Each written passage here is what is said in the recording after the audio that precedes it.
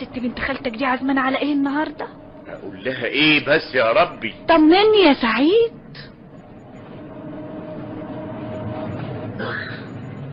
يا عالم يا هو. بابا. ايه عاوز ايه انت تاني؟ يا بابا انطلق، الاشارة فتحت.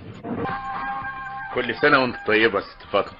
طبعا دي اول مرة تشوف فيها المدام. وانت وجميع السامعين يا سعيد، يا اهلا يا اهلا، نورت البيت.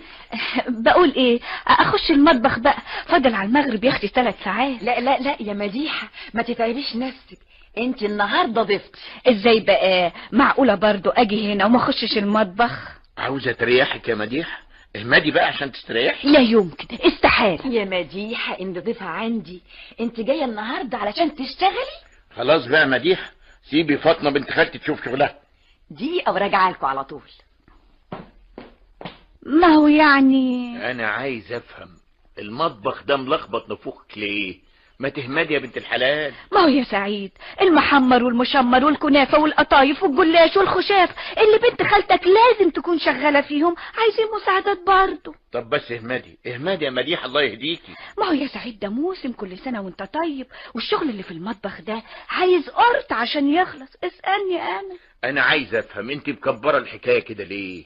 لما فاطمة تحتاج لك يا ستي اكيد هتندهلك. طب اخش اعمل السلطات واوضب الترشي واقلي الفلفل واحشي البتنجان.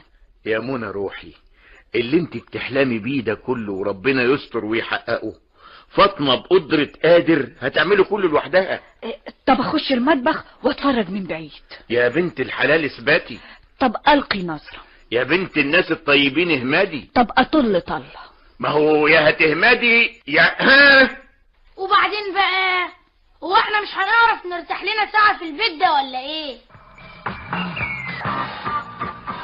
واد يا اشرف، ما تبصش من البلكونة كده احسن بعدين تندلق واحنا في الدور الرابع.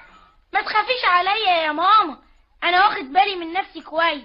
طب تعالى هنا بقى يا اللي واخد بالك من نفسك كويس. افندم. انت دخلت المطبخ يا واد؟ يا دي المطبخ. يعني ايه بقى؟ يعني ما اعرفش احكم على الواد ده؟ ايه اليوم ده؟ اتفضلي اعملي تحرياتك. ما تتفضلي يا ستي. ما هو يا سعيد لازم اعرف ايه اللي متجهز لنا النهارده على الفطار، وانت بقى يا سيدي العارفين ده النهارده موسم. عن اذنك تفضلي تحري انتي وانا هدخل اقرا لي كتاب. هو ابوك زعل ليه يا واد؟